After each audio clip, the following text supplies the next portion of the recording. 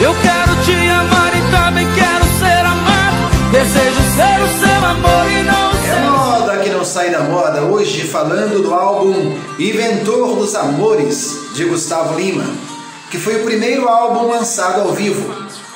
Lançado no ano de 2010 pela Som Livre e produzido pela Audio Mix. A gravação aconteceu no Soul Music Hall, em Goiânia, no dia 5 de abril de 2010. Trouxe participações de Edson, da dupla Edson e Hudson, Guilherme Santiago, Jorge Mateus, Maria Cecília e Rodolfo e Humberto e Ronaldo.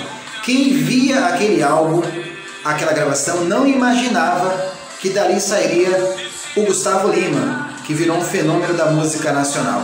As músicas desse álbum foram Caso Consumado, Calafrio, Me Deixa em Paz, Coração, Revelação, Prazo de Validade, Super-Homem, Prazo de Validade, que é do meu amigo Enildomar Dantas.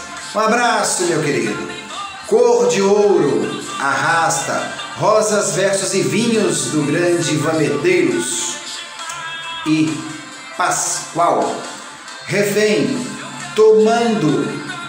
Depois das misturas de Na Hora H, Passou da Conta, Me Apaixonei a Primeira Vez que Eu Te Vi, Da Boca Pra Fora, outra canção do grande Lindomar Dantas, Amor de Primavera, Inventor dos Amores, com a participação de Jorge e Mateus.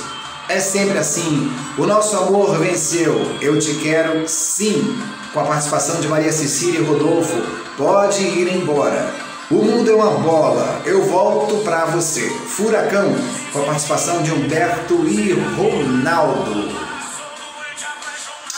Se Não Quer Me Amar, também. Esse aí foi o álbum Inventor dos Amores, o primeiro álbum de lançamento do cantor Gustavo Lima. E você sabia disso?